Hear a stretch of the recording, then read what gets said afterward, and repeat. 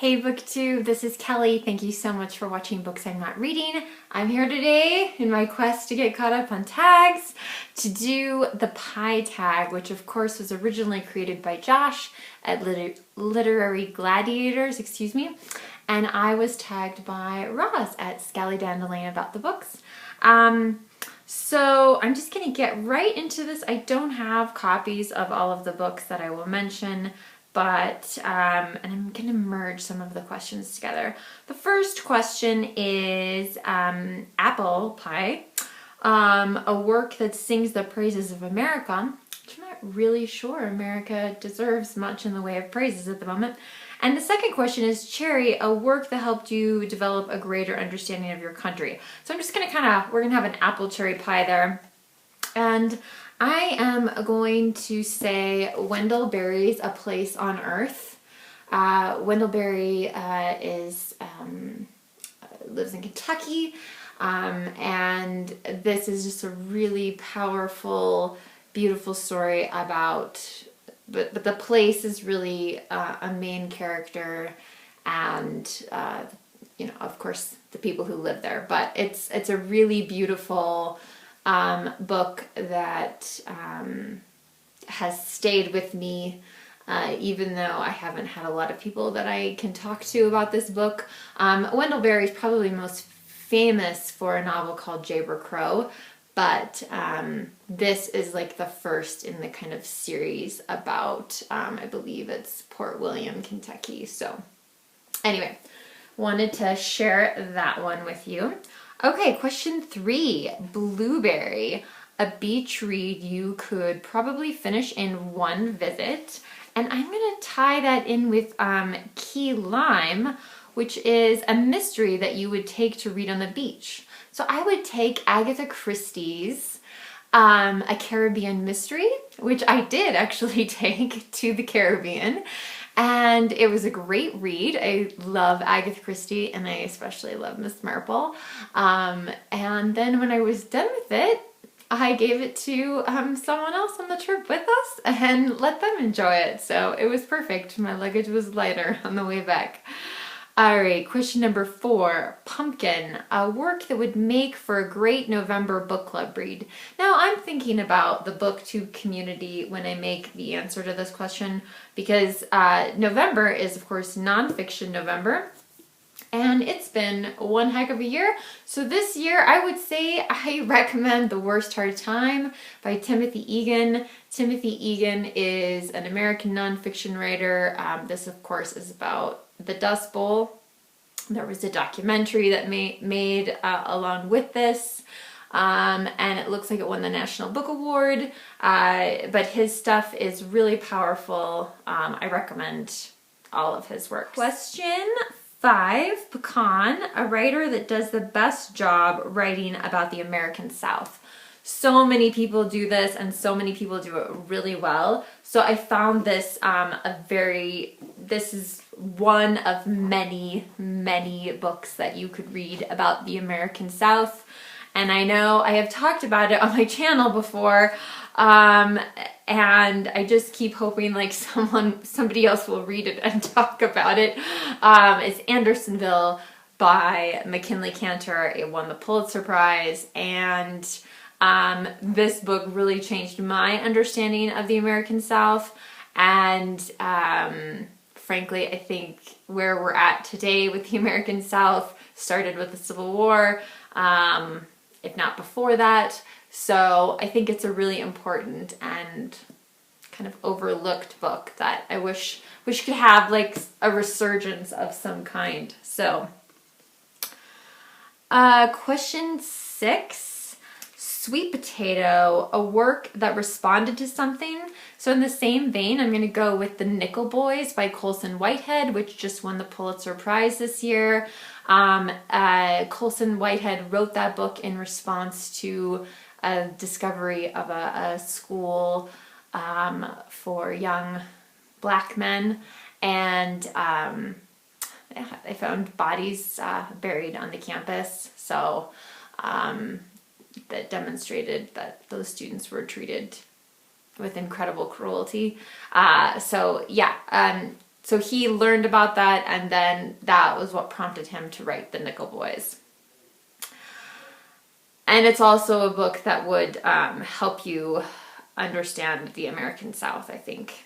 Okay, so question 7 was Key Lime, which we already answered. 8 is Boston Cream, a work that you'd be up to reading from a non-preferred genre. So I was just thinking of this one since it's Shake Tube. Yay, love Shake Tube every year. So a book I would really like to get to eventually is The Shakespeare Wars by Ron Rosenbaum. Rosenbaum focuses on cutting-edge controversies about the true source of Shakespeare's enchantment and illumination, the astonishing language itself, how best to unlock the secrets of its spell. So I think it sounds, like I said, I think it sounds really fascinating, but it is a bit intimidating to me.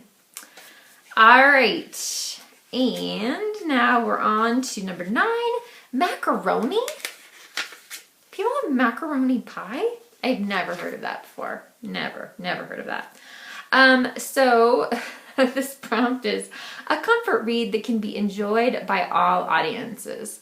I think that's really tricky to do. So again, I'm going to just focus on the Booktube community. A book I think everyone on Booktube would enjoy reading is The Polysyllabic Spree by Nick Hornby. This is a collection of essays he wrote for The Believer magazine. And this is the first in a series. There's one that's, I think it's called 10 Years in the Tub, that's all 4 of the books plus a few more essays. But I like these nice little ones with the French flaps. And anyway, but Hornby writes about books in such a comical, wonderful way, and each essay begins with books bought that month and books read that month. So anyway, love these. I really do think most people on Booktube would really enjoy them. Question number 10. I don't know where Josh comes up with these. So, moon, like moon pie, a work you could see yourself picking up at a shop with a drink. So I don't know if that means like a gas station, like you're getting something at 7-Eleven, and then I don't understand. So I guess a book that I could see myself reading that I would pick up at a shop with a drink is Girl on the Train by Paula Hawkins. I do plan on reading this year, and then hopefully passing it on. My mother read it and like basically told me the whole dang plot, so but Jason bought it for me, and yeah, so I do want to get to this one this year. All right, question 11, pizza. A writer that does a great job with long and short works as well as thick and thin books. Okay.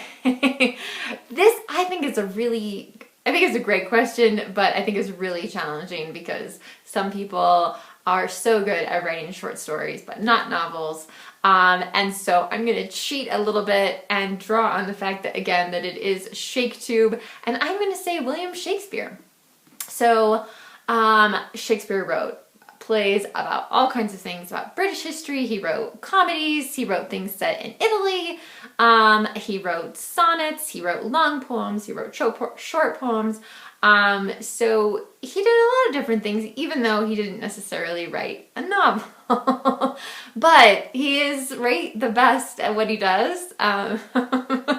So I'm going to cheat a little bit and pick Shakespeare for that question. Number 12, whipped cream, a work that is overwhelmingly in your face with its message. So for this one, I picked a book that I read for Jane Austen July. This is Among the Janeites by Deborah Yaffe.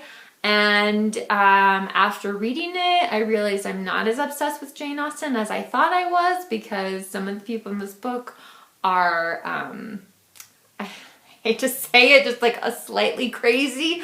I do love Jane Austen and I do love her books, but yeah, just not on the level, you know, when the most sane person in the book is the woman who owns 30 Regency gowns. Yeah, it's kind of on another level. So I felt it was very in your face about Jane Austen fandom. Let's see, number 13, American Pie. A work that does a great job using allegory.